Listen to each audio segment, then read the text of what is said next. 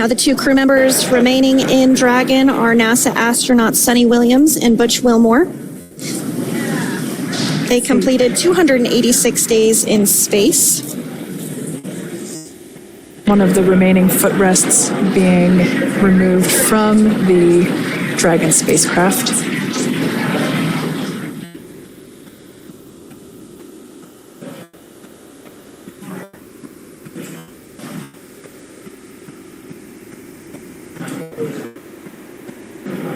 As I said before, we generally try to have the crew members that are located in the two center seats aboard Dragon, and we like to have them egress first if possible, as it creates a little bit more movable working room inside the spacecraft. There is a recovery crew member inside that is helping all of our Crew 9 crew egress or exit from the spacecraft.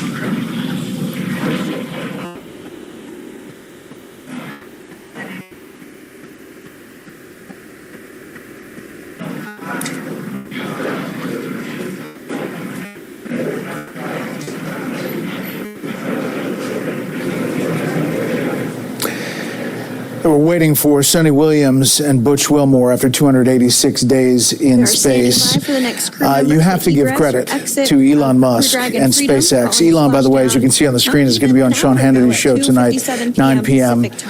Eastern Time, and go over this. He did offer to put this effort into place. It was talked about, as I mentioned, in the joint address to Congress. Homer, this is a big deal as these next astronauts come out. Just 5 years ago. When Brad, for sure, never bet against Elon Musk. I've known Elon for over 20 years, and he always comes through on the end. Where, as he says, at least it's going to be entertaining. 30 minutes. But I talked to Chris Zembrowski today, who flew aboard the Inspiration 4, which was a Dragon spacecraft. He was not a professional astronaut. He said that capsule was very, very friendly to him. By the way, I'm not only a writer, but also a publisher, and we're going to be publishing Chris's memoir to be called The Accidental Astronaut, coming out this fall. So it's a very exciting time. This is the golden age of space flight. We're going back to the moon. Let's listen in. Big smile, big waves. She, like her other crew members, now will be assisted onto the mobility aid.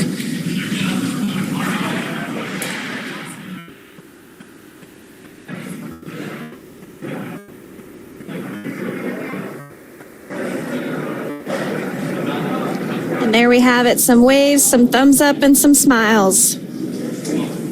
Definitely seems to be a theme among all recovery operations. Absolutely. And of course, that leaves NASA astronaut Butch Wilmore inside Dragon in seat 4.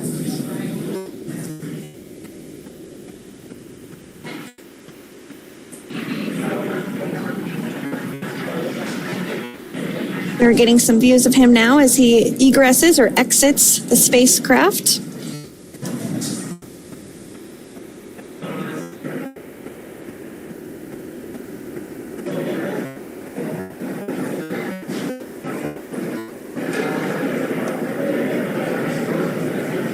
Once again, some elation and cheers there from Butch Wilmore. As we mentioned before, returning to Earth coming from a microgravity environment can wreak havoc on the body. So it is customary and just standard procedure for all of our long-term space residents to get assistance once they are back on board the recovery vessel.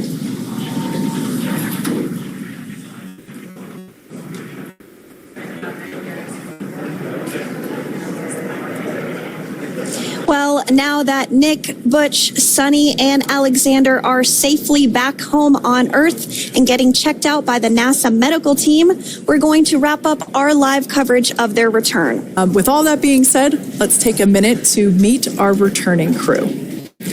U.S. Space Force Colonel Nick Hague is your Crew 9 commander.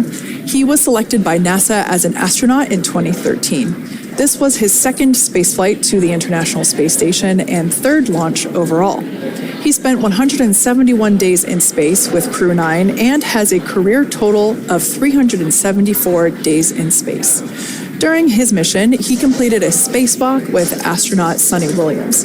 That was his fourth spacewalk, earning him a career total of 25 hours, 56 minutes I love how they're doing this time. like it's a football Before game. Crew 9, It's cool as Haig hell. previously served as a crew member of Absolutely love Expedition it. 59 and 60 back in 2019. He flew with Alexei Ovchinin and NASA's Christina Cook. So this is his second time sharing the space station with Ovchinin. The Kansas native is a test pilot and distinguished graduate of the United States Air Force Academy. Nick spent 5 months in Iraq in support of Operation Iraqi Freedom. He voluntarily transferred from the United States Air Force to U.S. Space Force in 2021 and is an active colonel. His wife, Katie, is a retired U.S. Air Force colonel, and they have 2 sons. NASA astronaut Sonny Williams is a mission specialist for Crew 9. This was her third visit to the International Space Station. She originally launched aboard Boeing Starliner spacecraft and arrived at the space station on June 6th. Following the agency's decision to return Starliner uncrewed, she became an Expedition 71 and 72 crew member, where she logged 286 days in space on this mission. But Sonny has a total of 608 days in space, the second most time in space by a U.S. astronaut. 5 minutes until predicted calm blackout. We'll see you on the other side at 21:51.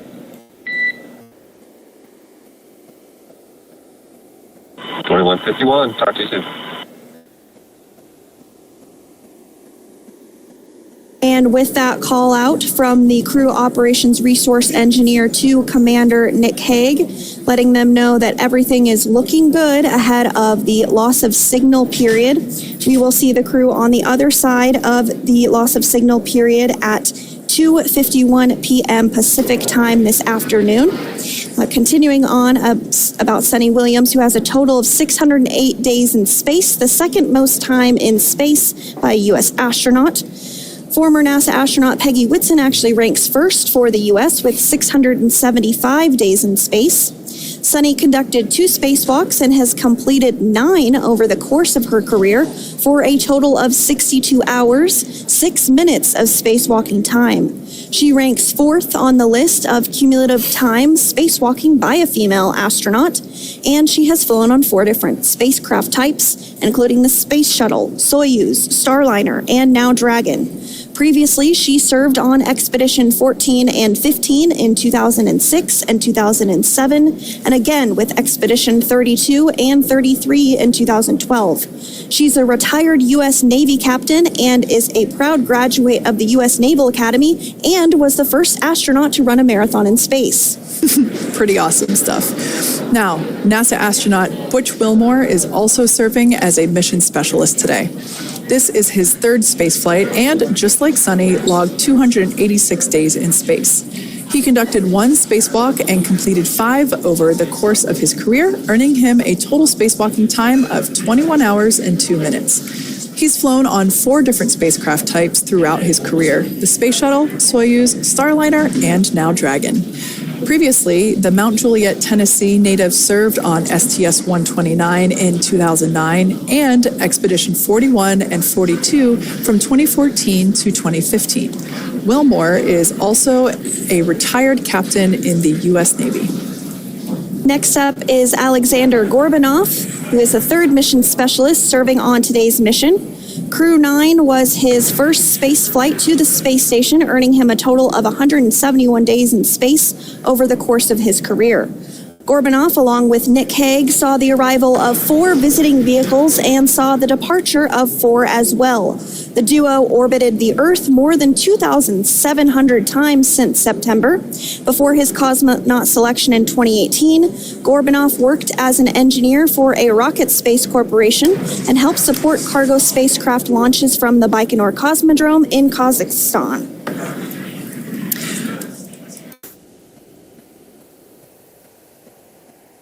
So So if you are just joining us, we are continuing to bring you live coverage of Crew 9's return to Earth following their mission aboard the International Space Station, where they completed science and research investigations. We are targeting splashdown off the coast of Florida at 2:57 p.m. Pacific time. The next major milestone that we'll look ahead towards is what we call loss of signal, or LOS, when we won't have communications with the crew because they will be re-entering the Earth's atmosphere. And during this process, there is plasma that builds up around that heat shield, so we are not able to communicate with the crew, but we are anticipating to regain communications with the crew at a short time from now at 2:51 p.m. Pacific time today.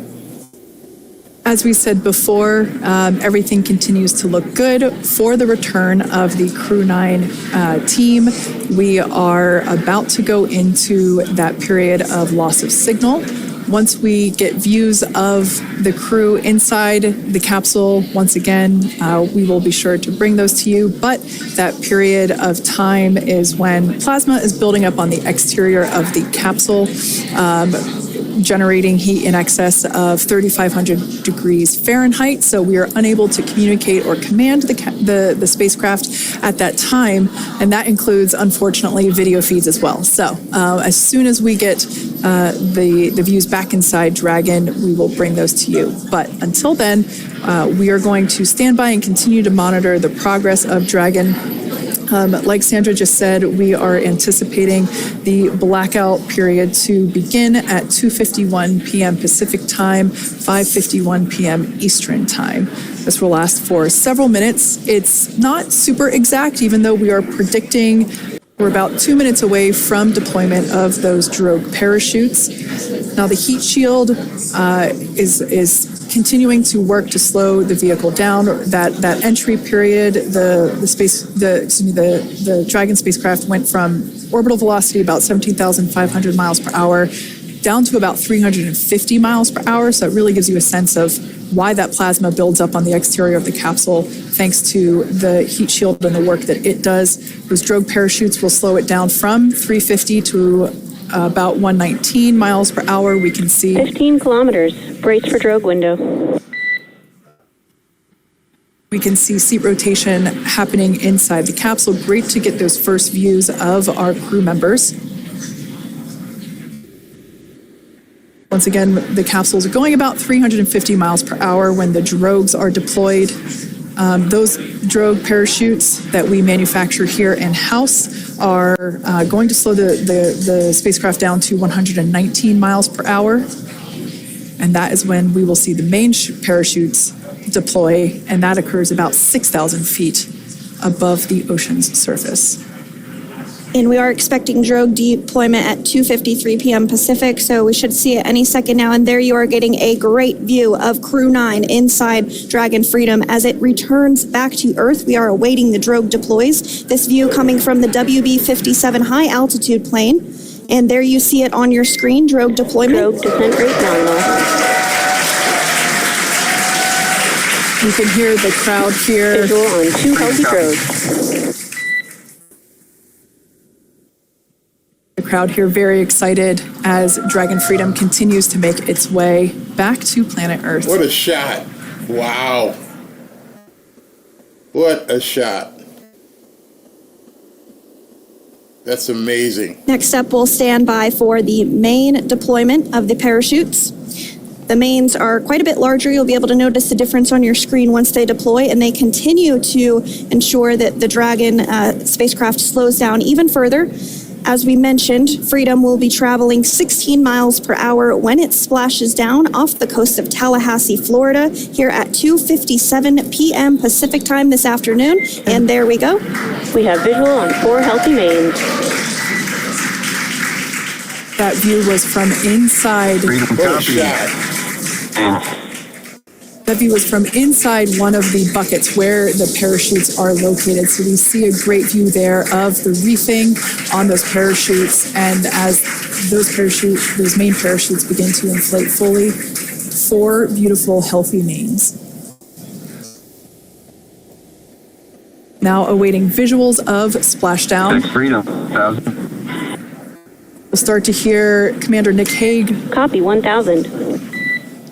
As we heard right there, Commander Nick Hague will be calling out the altitude of the Dragon capsule from here on out. Landing in water is simpler and provides more margin against unlikely parachute issues. You can see those parachutes continuing to slow the Dragon capsule down. And if you're just joining us, you're looking at 800 meters. a live view of Crew 9, just minutes away from splashing down off the coast of Tallahassee, Florida. Splashdown 2 minutes from now at 2:57 p.m. Pacific. We do have 4 healthy mains really doing the job there. Just breathtaking views of a calm, glass-like ocean off the coast of Tallahassee, Florida. Crew 9 just minutes away from splashing down. This is really such an incredible shot. That Copy, was 600. That was a live view from our recovery vessel, Megan, which is stationed a couple miles away from the splashdown site. We can see the crew there using their restraints as resting places for their arms. They were just in space moments ago, so their arms were able to float freely. 400 meters. This is a gorgeous bluebird day here that we have for the splashdown of Crew 9. It's incredible to think that the Dragon capsule just minutes ago was going over 17,000 miles per hour, and now gently coasting to a soft splashdown. 200. Copy, 200 meters. Brace for splashdown.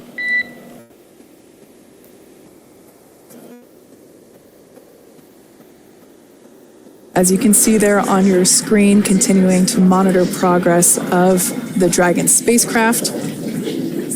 And we're going to stand by for splashdown, located in the Gulf of America, off the coast of Tallahassee, Florida.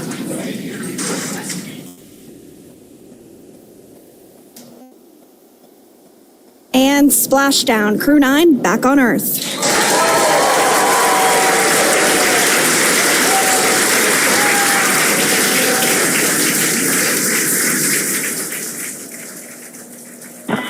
And SpaceX Freedom, splashdown. Good main release. Copy, splashdown. We see main chutes cut. Nick, Alex, Butch, Sunny, on behalf of SpaceX, welcome home.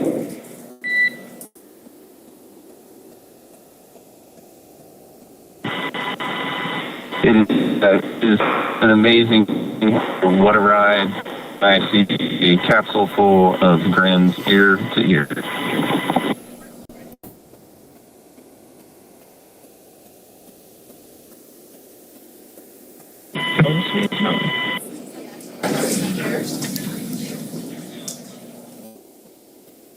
And as you can see on your screen, we have visual confirmation of splashdown. Dragon Freedom has returned home, and NASA astronauts. System safety verifications are in progress. We'll report back when recovery personnel are en route.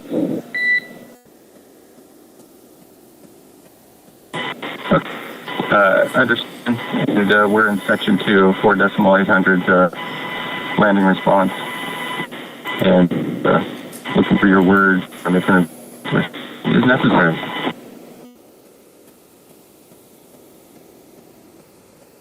In the distance, we can see the recovery vessel making its way.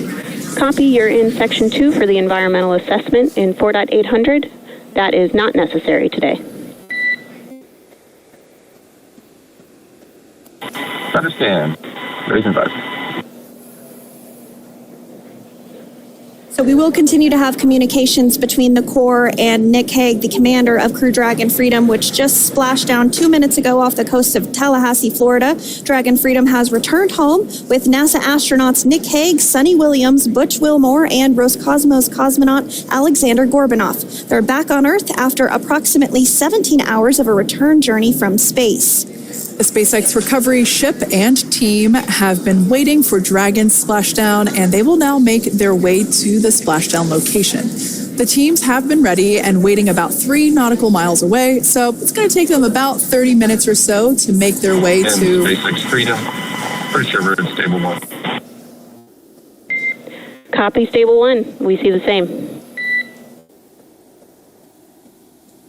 It's going to take about 30 minutes for the recovery team to make their way over to Nick, Sunny, Butch, and Alexander, who are still seated and secured inside that Dragon spacecraft there on your screen.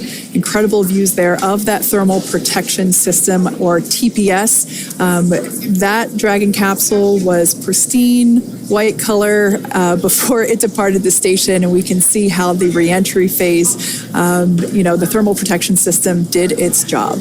Now, if you're wondering what that hole, that like bucket area is, that is underneath the side hatch. That is where the main parachutes were stored. So when we saw the Dragon capsule docked at station, it looked very different. The panel that protects and covers the main parachutes, that was still intact, as well as the panels that enclose where the drogue parachutes are located. We can see those fast boats. SpaceX is go for recovery personnel to approach.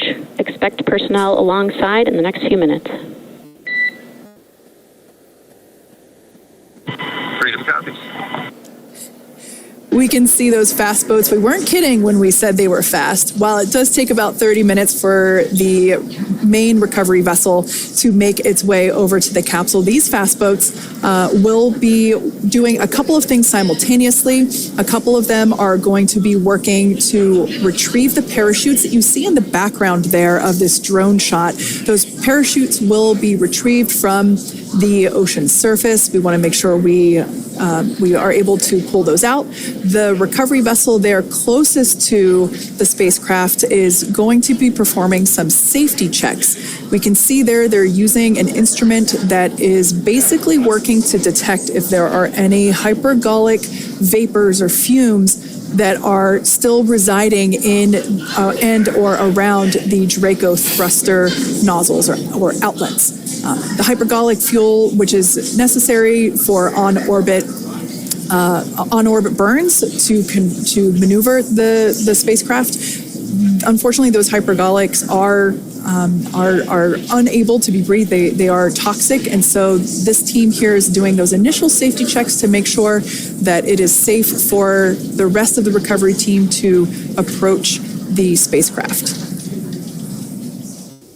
They're also checking to make sure that any residuals from the pyros are safe and are not going to cause any issues. We can see the team working their way around the spacecraft to do these these sniff tests on all of those Draco thrusters. And as we continue to await the recovery of our Dragon spacecraft with NASA astronauts Nick Hague, Sunny Williams, Butch Wilmore, and Roscosmos cosmonaut Alexander Gorbanov inside, Dragon has autonomously completed several steps to safe itself following splashdown. We are continuing to see Dragon in what is known as Stable 1 configuration. That's kind of the ideal configuration following splashdown. It's upright, and the Dragon capsule is in the right configuration for it to be hoisted into the recovery vessel Megan, which you do see a little ways off in your screen approaching. Dragon will continue to remain live on air with you through that recovery process, all the way through the point where the crew is extracted from the Dragon spacecraft.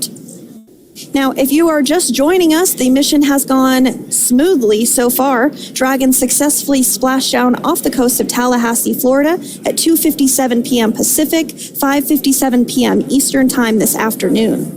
Approximately 17 hours prior to splashdown, Dragon autonomously undocked from the International Space Station, completed a series of departure burns, jettisoned its trunk section, and performed its final burn, the deorbit burn.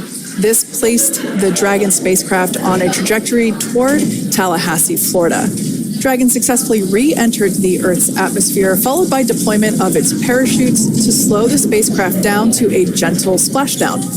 We're now going to follow the Freedom. Hypergol sweeps and unfired ordnance checks are nominal. Rigging is in progress. Approximately 25 minutes until capsule lift. stand by for PMC with SpaceX flight surgeon. Copy. And so what we did just hear there was communications that those hypergol checks were complete. They didn't find any of that upon those checks, so we'll continue to move through the timeline. Next up is a process called rigging, which you see happening right now on your screen. This is when a SpaceX recovery personnel actually works to climb aboard the capsule and work through procedures ahead of lifting onto the nest of the recovery vessel Megan. We heard it's going to be about 25 minutes or so until that lift actually takes place.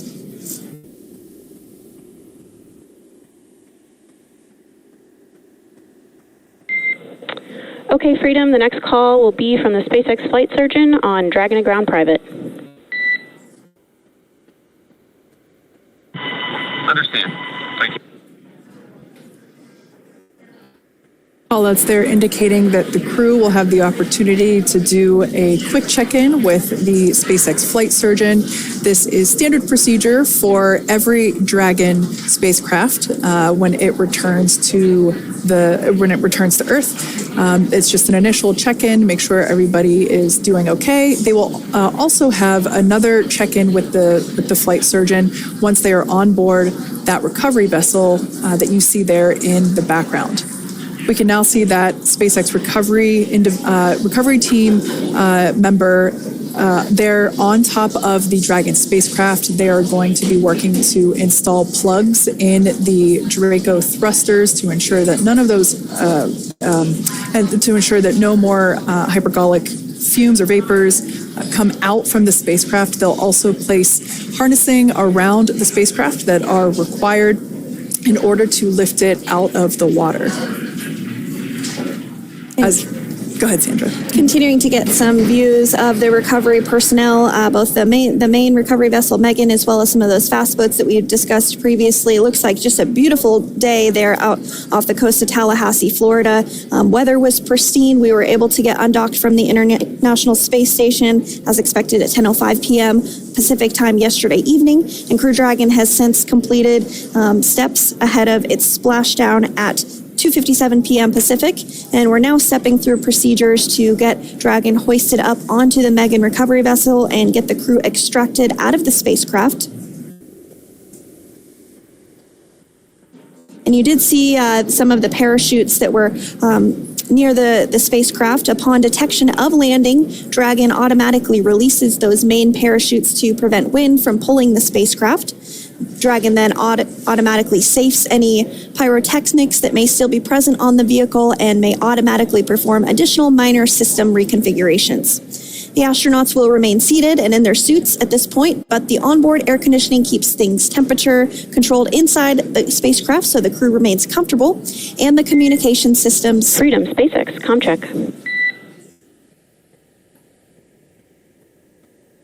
SpaceX, this is Freedom. Loud and clear. Copy that, Freedom. Have you loud and clear as well, and Dragon to Ground is no longer private. Understand, thank you. As we saw there on the screen, we have a couple of fast boats in the recovery fleet that have quickly moved into the splashdown location. They are being followed by one of the main recovery vessels, which will move into position upwind of the spacecraft. The two fast boats have very specific roles. Excuse me. The first approach is focused on immediate safety inspection, as we saw. They do this for spacecraft integrity and checking for any presence of those hypergolic propellant vapors. And this ensures that it is safe for the recovery vessel to approach Dragon. Once Dragon is cleared for full approach, as we heard is the case today, the team begins rigging the spacecraft for water recovery by the recovery ship. The second fast boat is responsible for parachute recovery and also serves as a redundant boat to the first one that makes the initial approach to the Dragon spacecraft. As we saw a little bit earlier, we were also able to see one of the recovery team members get on a jet ski to help gather up the parachutes that were automatically detached from the Dragon spacecraft upon splashdown. And it will take a little over 10 minutes for the recovery crew to complete their safety checks. Once they complete, the team will begin preparing Dragon to be lifted. And as you see, they are preparing for that to take place at this point. As part of the preparation for this lift, one member of the recovery team has climbed on top of the spacecraft already so they can attach Dragon's hoist rings and connect to the lifting lines. It will take us less than an hour to raise Dragon to the recovery boat and remove the crew from the spacecraft. After medical checkouts, the crew will return to land within 4 hours by helicopter. And if no additional medical assistance is needed, the crew will board a waiting NASA plane and depart for Houston.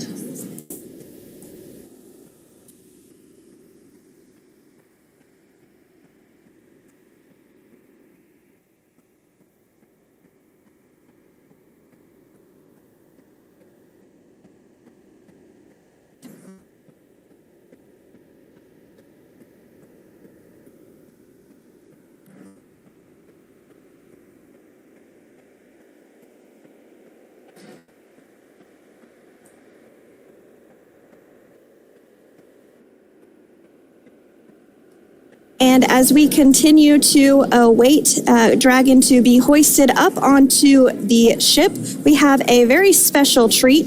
NASA Public Affairs Officer Jaden Jennings, who is actually on the recovery vessel and had a bird's eye view of the splashdown today. Jaden, how are you? How was the view from the recovery vessel? Hi, Sandra. How do you hear me? I've got you loud and clear, Jaden. It's so great to hear you. Awesome. So Splashdown, Sandra, was nothing short of spectacular. We are transitioning the forward link. Comm will be unavailable for approximately 5 minutes. Freedom Compass. Thanks so much, Jaden. We did just have some communications letting us know that we'll have about a 5-minute period where we won't be able to hear from the crew. So please go ahead, tell us, how was the view from the recovery vessel?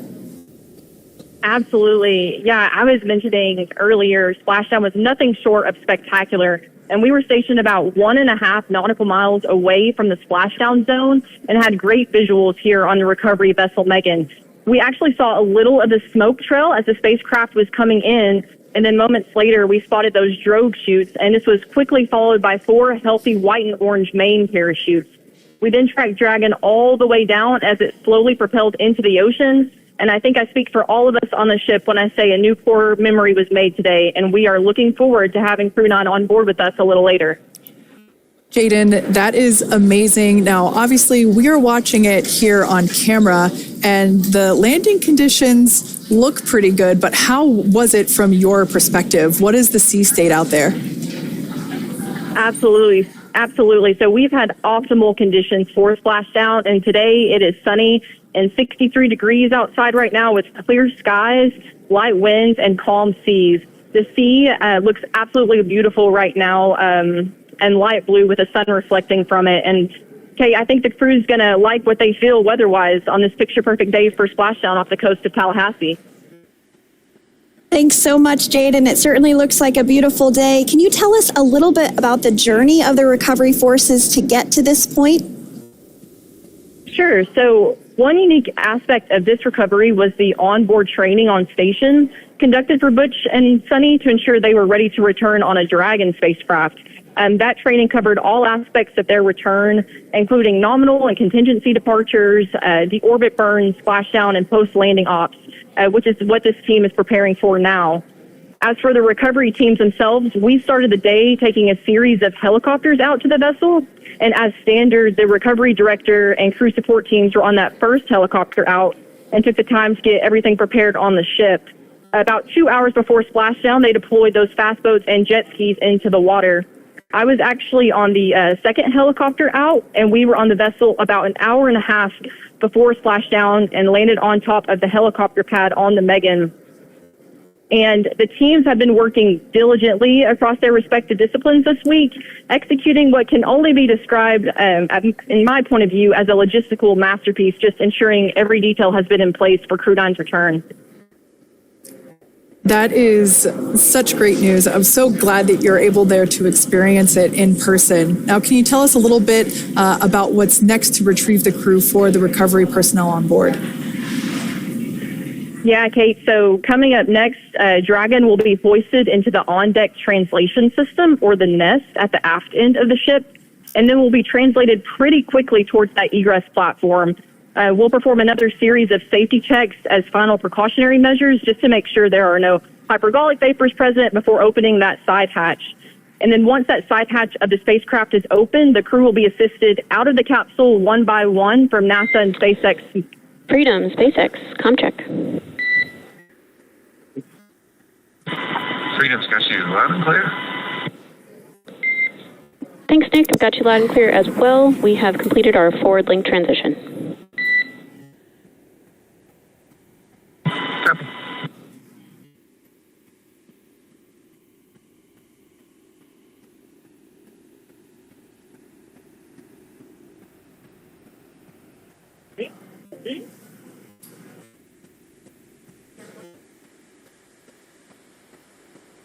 And Jaden, if you did just want to go ahead and let us know what is next to retrieve the crew, we are continuing to get some great views on our screen, but I know you have an even better view yourself.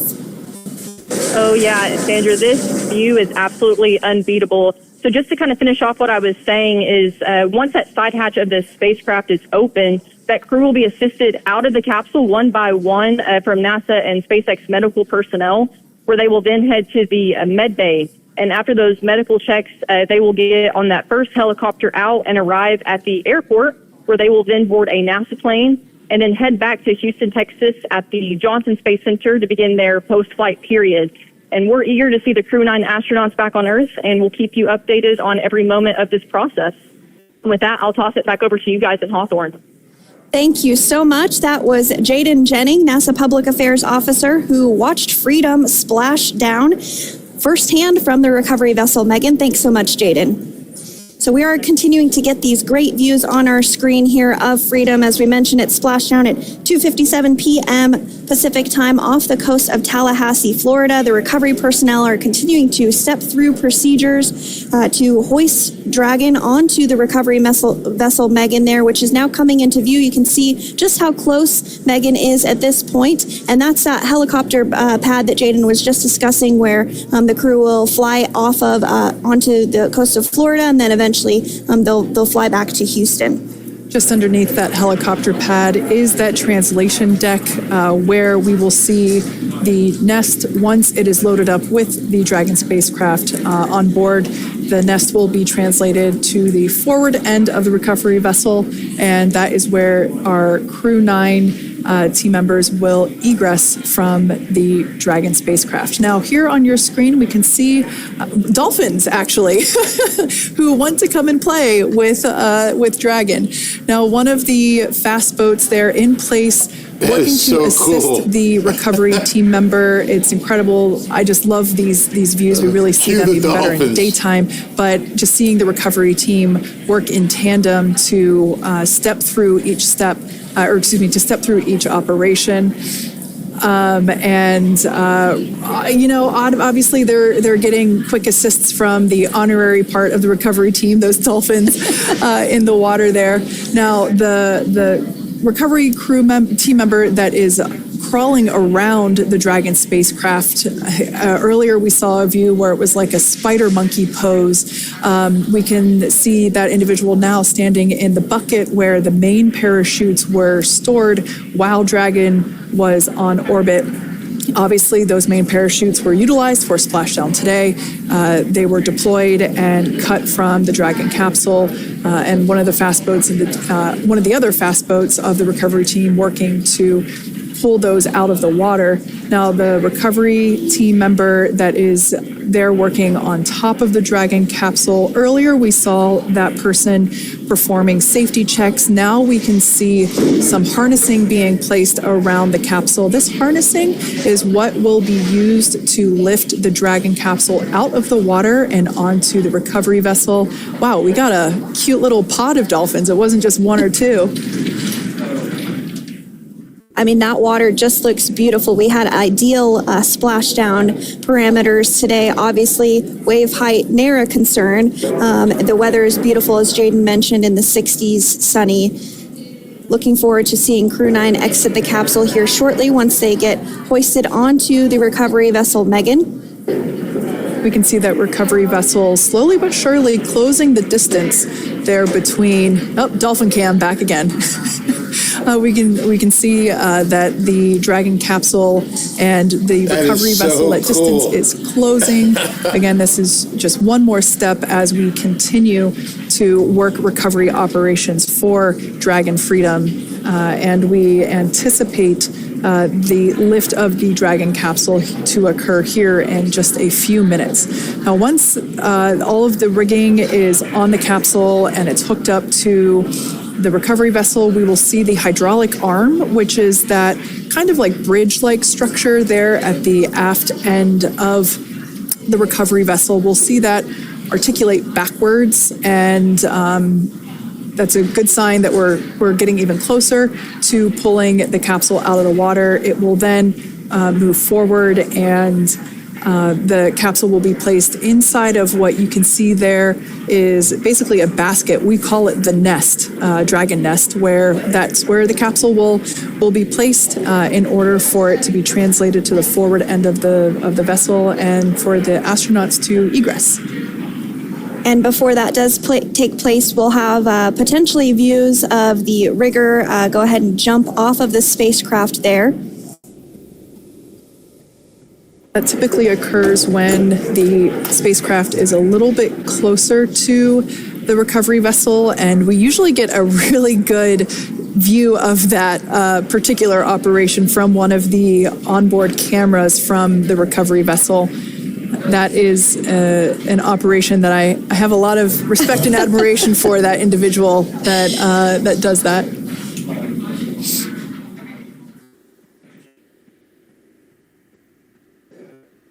So again, Dragon continuing to get closer and closer to the recovery vessel Megan. You see some of those ropes now coming into view as well.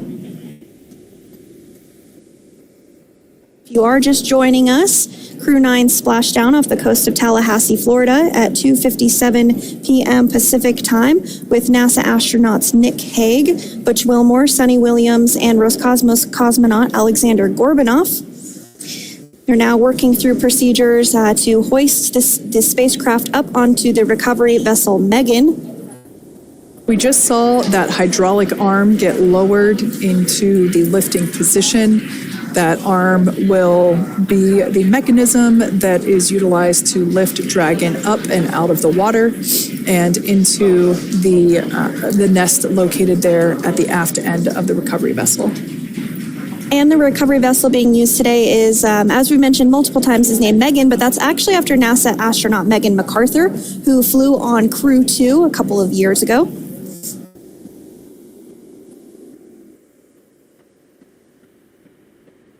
We're getting some views now from actually inside the boat.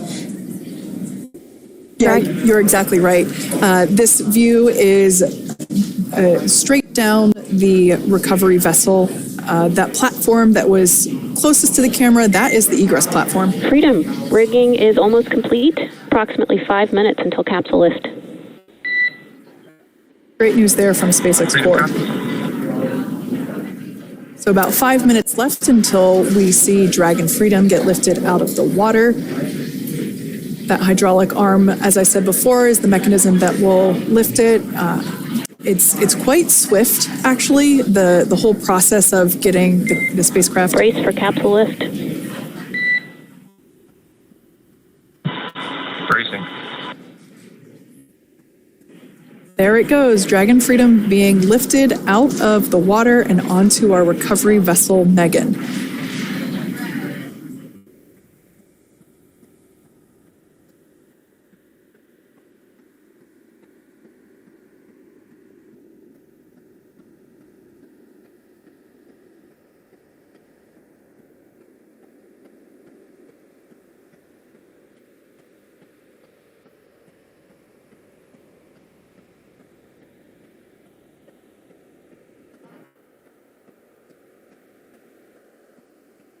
So once securely on...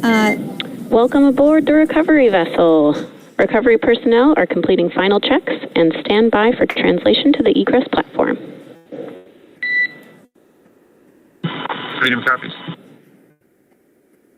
Great news there, letting us know that Dragon Freedom has been successfully recovered from the water's surface. If you've just joined us, we had an on-time splashdown at 5:57 p.m. Eastern Time, and we can now see that the water recovery operations are continuing to progress. The nest where the Dragon spacecraft is located is going to get moved forward. This will happen after one of the recovery crew members does some checks, and we'll also see some hosing. Obviously, the spacecraft splashed down in salt water. Salt water is corrosive, and we want to try and rinse out as much of the salt water as possible to reduce that corrosion on the metallic structures. So we can see some guidance there being provided, really steering the spacecraft properly into the Dragon's nest. And it's been 30 minutes since Dragon splashed down, and as you can see there, the spacecraft is already on board the recovery vessel Megan. Things continuing to move very smoothly today throughout the entire operations from the deorbit burn up until this point as well. And Freedom, it looks like the positioning wasn't quite right, so they are working on repositioning the capsule in the nest now. Okay, copy that. Thanks.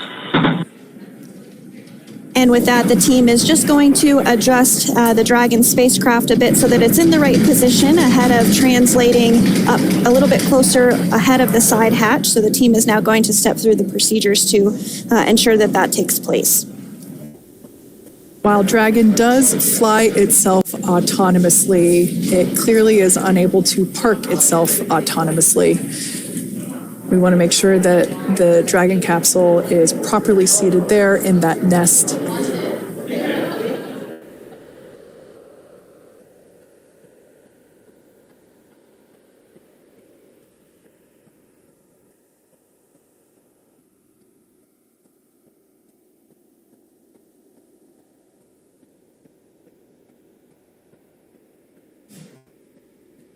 Once Dragon is fully seated in the nest, we'll probably see a bunch of that salt water come out from the bucket there located underneath the side hatch.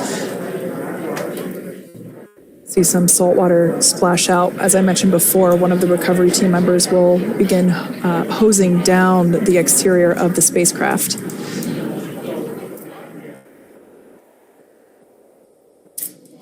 So you are continuing to get some great live views on your screen of Crew 9, which includes NASA astronauts Nick Hague, Sunny Williams, Butch Wilmore, and Roscosmos cosmonaut Alexander Gorbanov, who splashed down off the coast of Tallahassee, Florida, 2:57 p.m. Pacific time this afternoon. Now working to get that spacecraft situated in the nest. Just making some final adjustments and tweaks to ensure that it's nice and secure.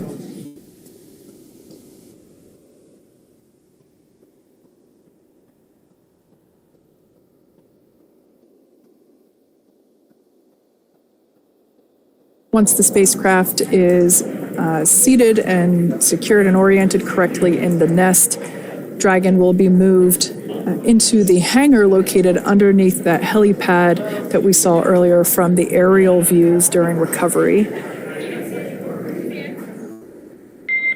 All right, Freedom, looks like you are settled into the nest now. Team is working through hypergol sweeps. Copy all. Call out there telling us that the recovery team is doing the second round of those hypergolic sweeps.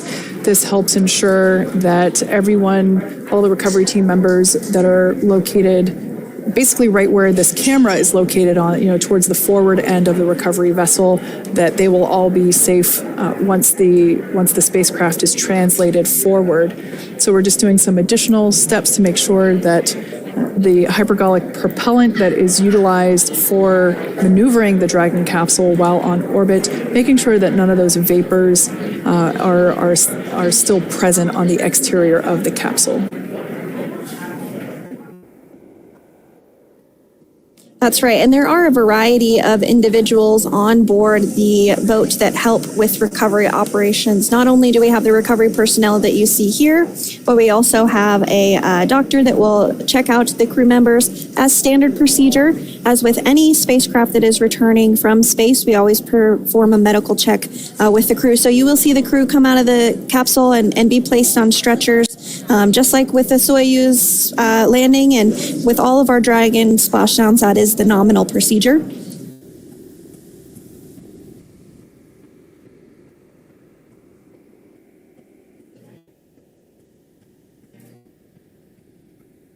We'll stand by to see Dragon Freedom translate or scooch up a little bit closer to the camera angle that we're seeing right here.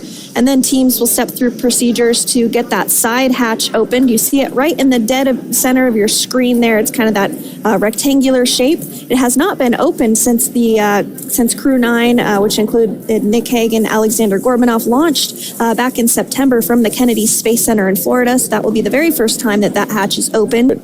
Human ingenuity, engineering. First of all, on behalf of, I know many people in this audience, thank you for what you did for those astronauts today. How were you feeling, throughout the day? I mean, I know I felt butterflies in my stomach, and I rarely feel them. Well, I'm actually usually a little nervous about these returns because there's always some risk that something could go wrong. But thanks to the excellent work of the SpaceX team working with NASA, the astronauts are now safely home. And so congratulations to the SpaceX and NASA teams on excellent work, and a huge note of appreciation to President Trump for prioritizing and expediting their return. You have been the chief engineer of SpaceX and remain the chief engineer of SpaceX. It is the first private company to ever make it to orbit. Walk us through the beginnings of that. It is not, it's something that nobody else has been able to accomplish. Well, it's quite a long story. And there are some books that have been written about it. But in the beginning, we didn't actually know anything about rockets. So our first 3 missions failed, actually, of our Falcon 1 rocket. And we almost ran out of money and just barely made it with the 4th launch. If the 4th launch of Falcon 1 had not succeeded, we would have failed as a company. So we just barely made it. So I have to say that I was not a very good chief engineer in the beginning, but I did learn over time. And I think we've gotten, at this point, to where the vehicle is very reliable. And we are going to be able to take astronauts to Mars. In fact, we want to take anyone who goes to Mars and ultimately build a self-sustaining civilization on Mars. That is the long-term goal of the company. Make life multi-planetary. I mean, that is a very bold vision. How long do you think that might take SpaceX to be able to accomplish? I think we could do it in 20 to 30 years. Mm-hmm. So really, in our lifetime, I should say, if God blesses me with a longer life than I deserve, right?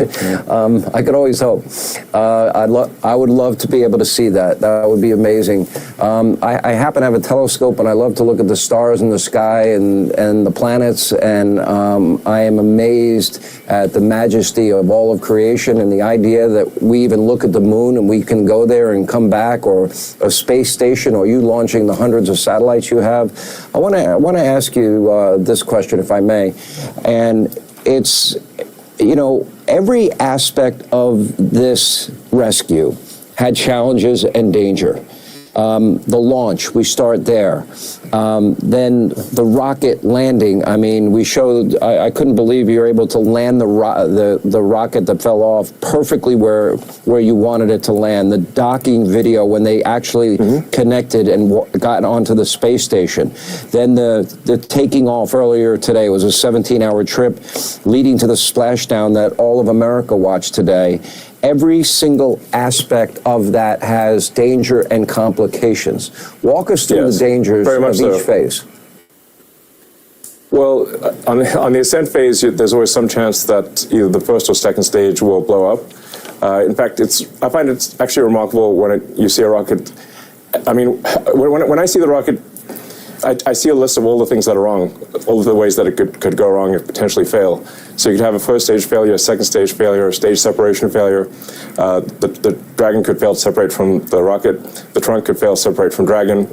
There could be an engine failure on the spacecraft itself. When it's coming back, it's coming in so fast, it's a blazing meteor. And if anything happens to the heat shield, the whole craft is going to disintegrate. So it's remarkable that humans can actually go all the way to orbit and come back from orbit, given the immense amounts of energy that is required to get to orbit and the amount of energy that must be dissipated upon return. And then the parachutes have to open, that all has to work.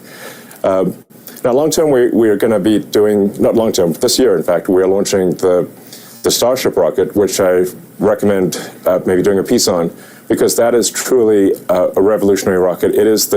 Starship is the first rocket that has the potential to make life multiplanetary, to make us a multi-planet civilization for the first time in the history of Earth.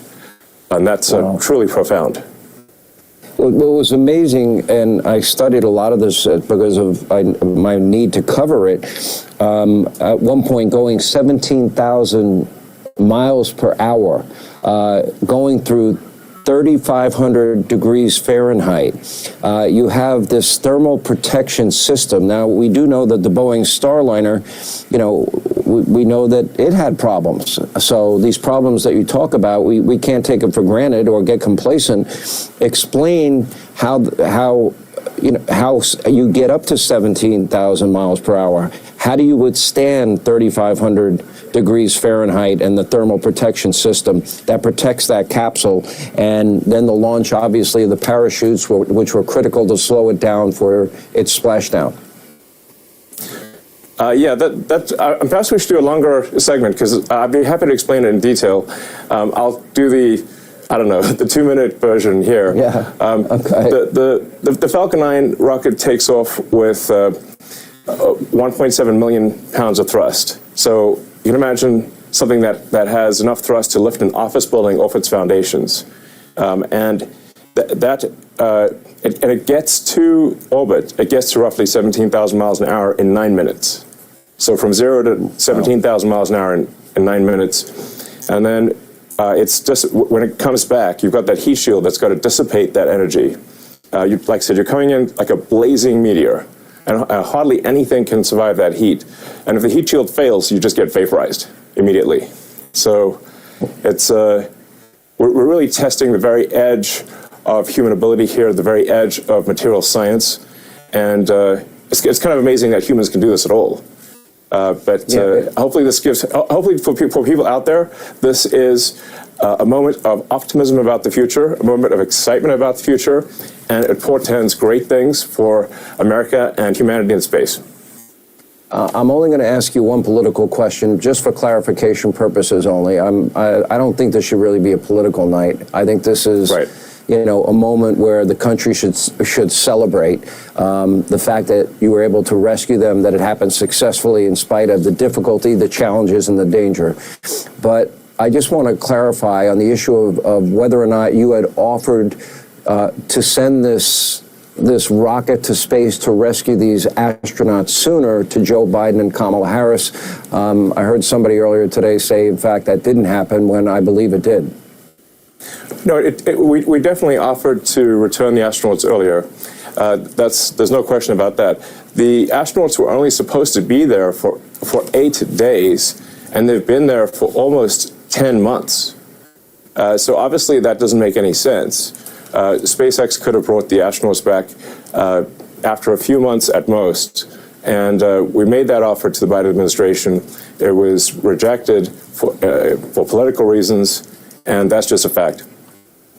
Yeah.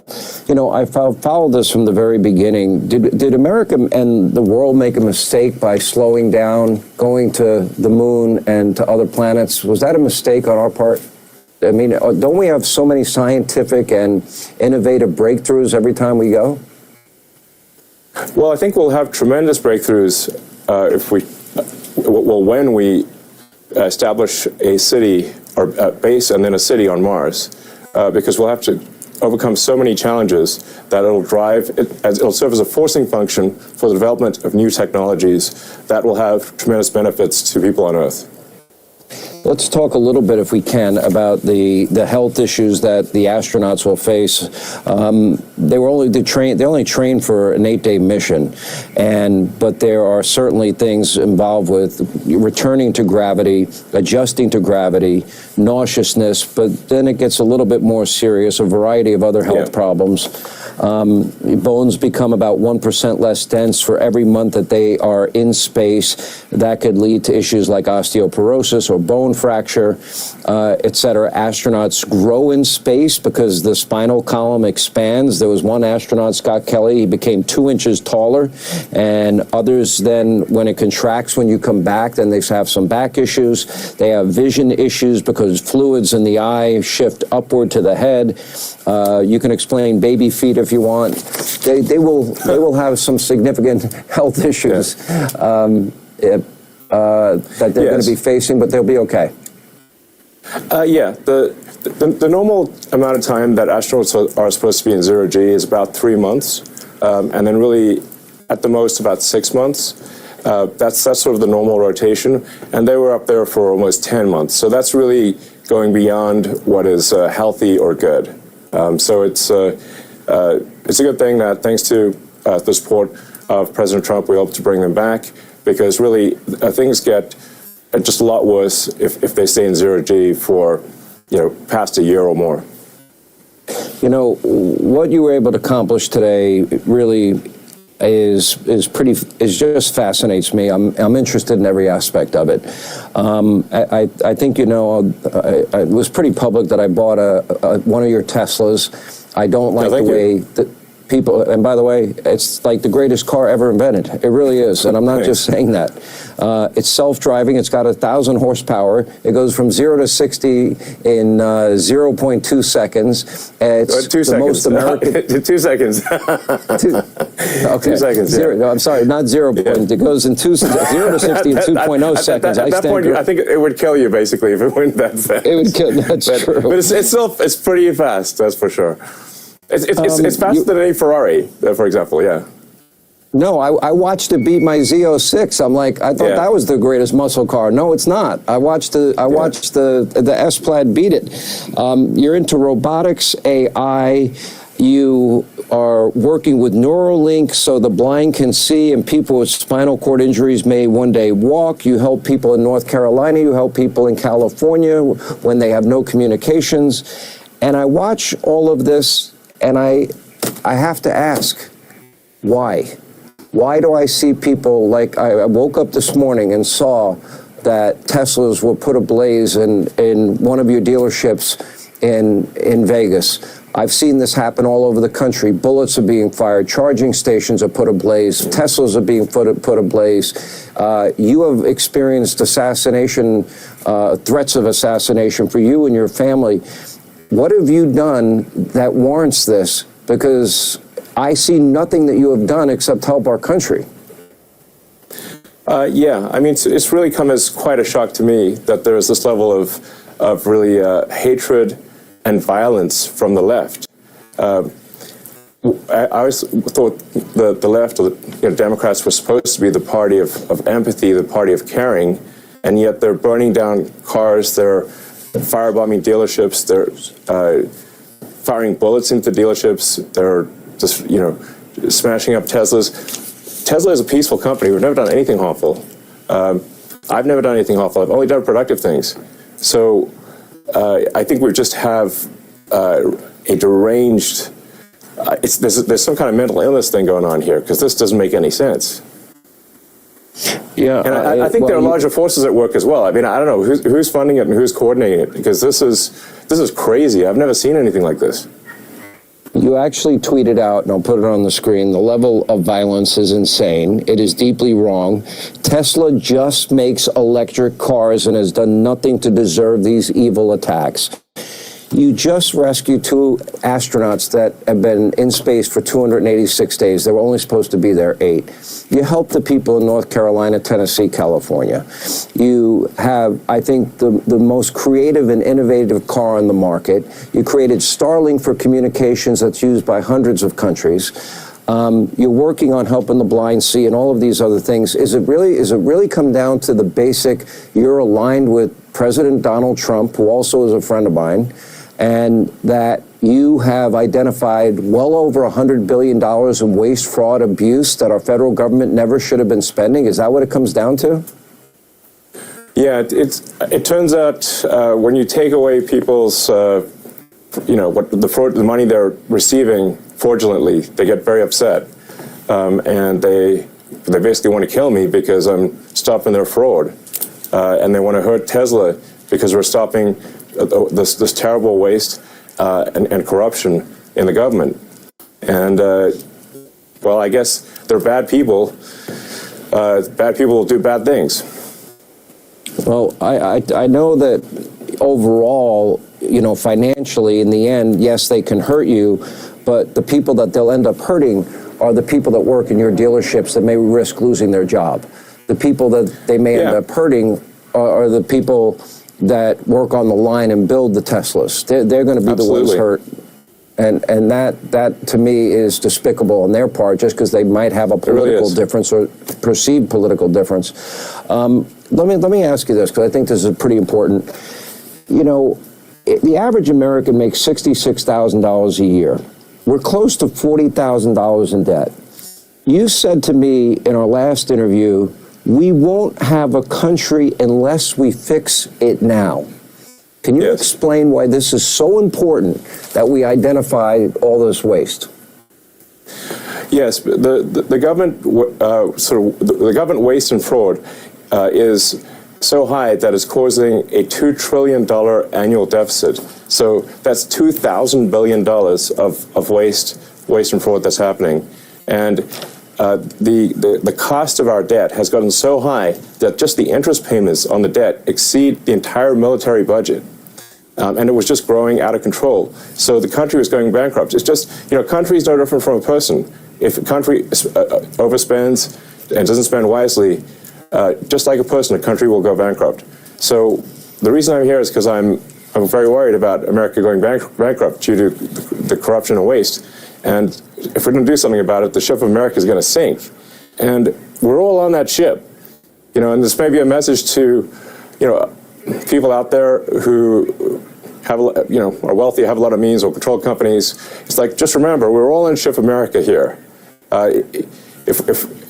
Your company is not going to exist if the ship of America sinks. And we should do everything we possibly can to ensure that America is strong for far into the future. And for doing that, we're all sunk. And for doing that, you should not have your company be a victim of domestic terrorism. If I may, one last question. When I interviewed you and President Trump together, one of the questions I asked both of you was, are you aware that there are groups that want to separate you, groups that would like to divide you, groups that would like to see you not work together? I feel it's stronger than it's ever been. Do you get the same sense? I think they're getting desperate because, the reason we're seeing this extreme amount of hatred and violence is because we're actually succeeding in getting rid of corruption and waste. If we weren't succeeding in getting rid of corruption and waste, they wouldn't care. But we are succeeding. Without President Trump, this would be impossible. So I'd just like to say, it's only possible with this president. And we've got this narrow window of opportunity with a House, Senate, and a popular vote, and really we're just implementing the will of the people. And we've got this window where we can finally take corrective action. We can fix the government, fix the country, and create a great future. And again, it's only possible because of President Trump. I can't say enough good things about him. I'm kind of supportive too. I'm pretty well known for my support of him. As you might know, but Well, for good reason, and for all the reasons you're saying. I want to save our country. We can't rob from our kids and grandkids, and we can't put all that debt on them. And you're right, none of us will have any business opportunities because there won't be any money, there won't be any freedom, there won't be an economy. Thank you for what you did today. I know I speak for a lot of people when I say that. And on the other side of it, your company being a victim of domestic terrorism, I can't say that I'm sorry enough. We need to get these people that are responsible for this, and you should not have to live through that. Your workers should not have to live through that. Your company and this country should not have to live through that. And I hope we get to the bottom of it. Thank you. And by the way, I'm excited about my S-Plaid. It's the best car I've ever driven, it's a great car. It's what I drive actually every day. It's a great car. Is that right? I mean, I kind of made the car that I wanted to drive, so that's why I like it. And that's. Well, really, I got mine on Hannity.com. People can go take a look. We appreciate you being with us, Elon Musk. Thank you and congratulations and thank you. All right, now joining us with reaction, Texas Senator. All right, so sometimes I just feel like tapping myself on the shoulder.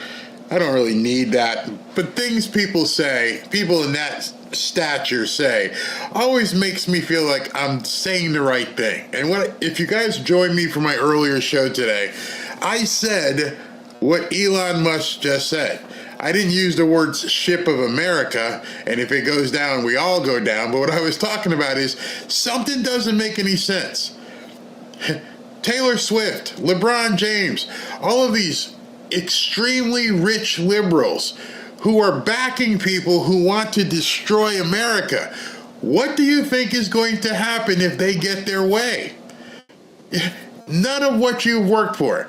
Doesn't matter how many points you scored in the NBA. Doesn't matter how many platinum albums you have. Doesn't matter how many concerts you sold out. If America goes down, then guess what? It's all over. It's done. You're completely just like the rest of everybody else. It becomes Mad Max. You'll be running around trying to figure out how you're going to get gas for something. Your money will be worthless. So to me, I just, like he said, I don't understand. How do rich people, extremely rich, I shouldn't say rich, how do wealthy people think they are going to survive if America goes down the road that these nutty left people want to take it? And I don't think they ever look themselves in the mirror and think to themselves, well, what you mean they talk about me too? Oh yeah, you're just a bigger fish right now. It's like, hey, how you doing? Yo, this is so much fun. Look what they did to Trump as soon as he turned the other way. They want to destroy him. You're only as good as your support for them right now. Good. I dare you. I dare you, Taylor Swift, to tell them you no longer agree with the Democrat Party. I double dog dare you for you to say that. Because we all know inside you really don't. Because you obviously don't believe in the climate stuff because you got two different jets flying you all around. You obviously don't believe in the fair share stuff, otherwise you wouldn't be charging $5,000 a ticket for VIP sections. So the incongruity that we see, everybody can see, but somehow people on the left are completely blinded by it. She's got two jets. She does this. She sells $5,000 tickets. Oh, poor people can't go to her show. That's okay. She likes the left. None of what they say makes any sense. Hey, LeBron, you're a billionaire or close to it. You live down here in South Beach. You had a house down here in South Beach. You got millions and millions. You got toys. You have a movie production company. And you support your own demise. Why would you want to support people that want to see you hurt? They're not going to allow you to keep everything you have. You want proof? Ask Diddy. Now, he did some crazy stuff, but he was the man. Everybody knew who Diddy was. Now, I got nothing to say to you. How's being a Democrat helping him? Even though he, You know what he did. How about them other Democrats who did what they did with Diddy? Sorry, can't talk to you anymore. That's what's going to happen. So when Elon, I wrote it down, when he said, if the ship of America sinks, it takes us all down. And I don't think enough elite leftists understand that they don't have a survival ticket. They're going to get voted off the island just like everybody else.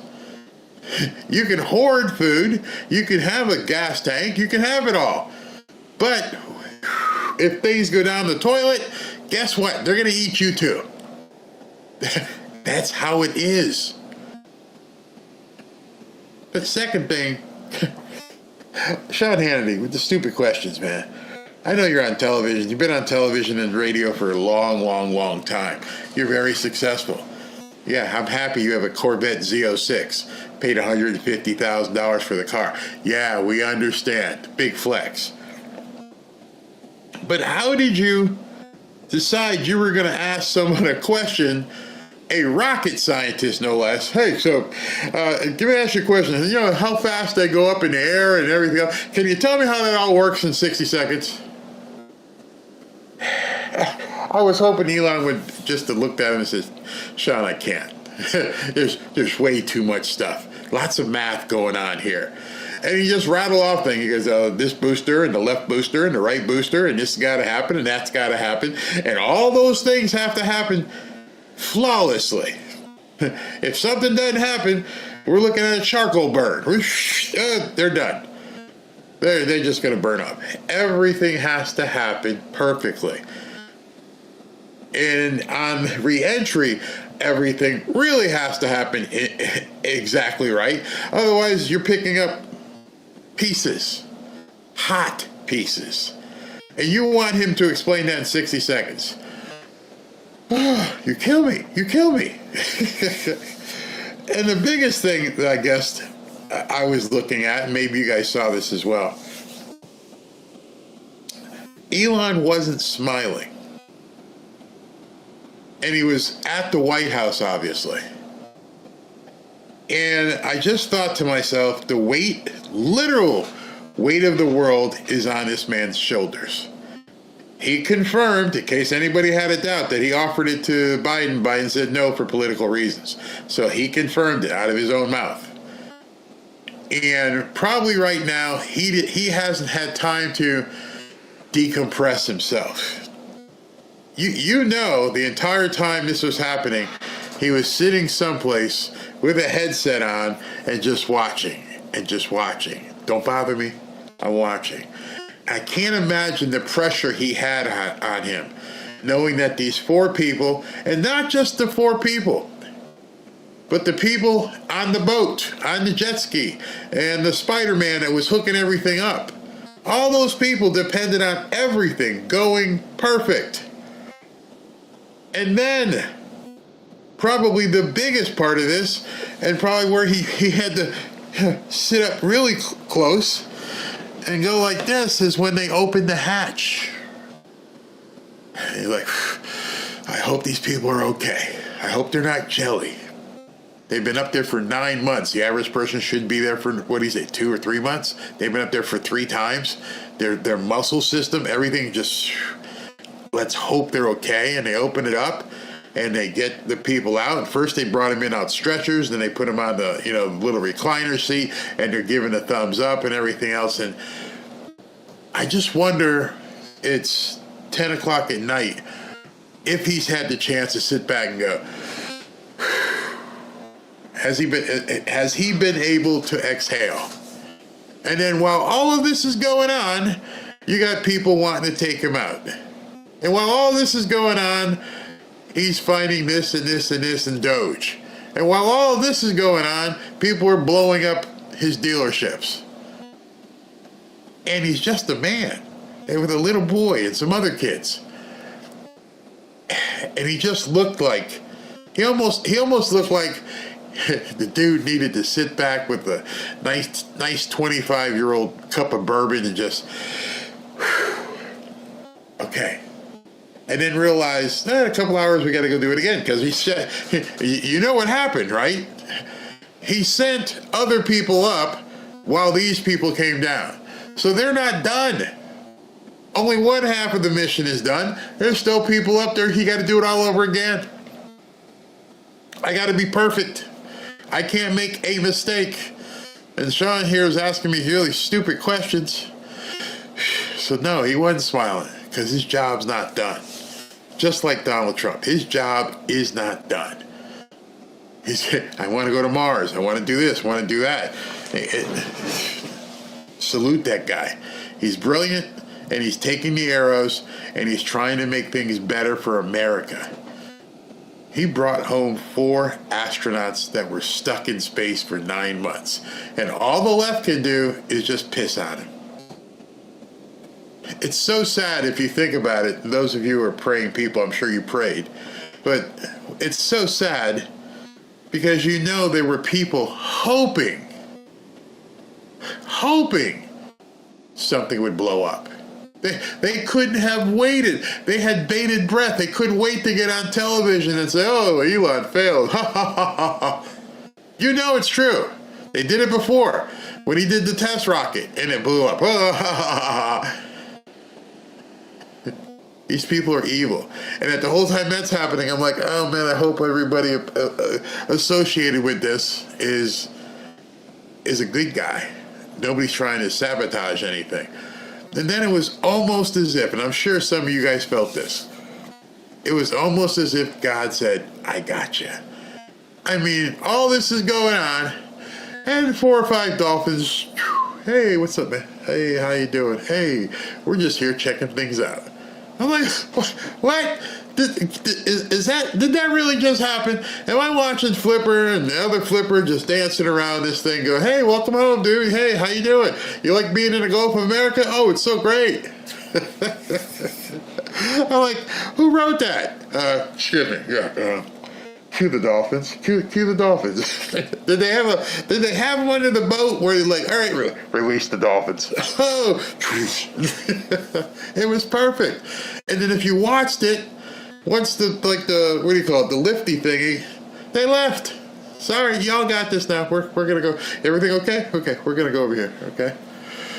Loved it. Just loved it.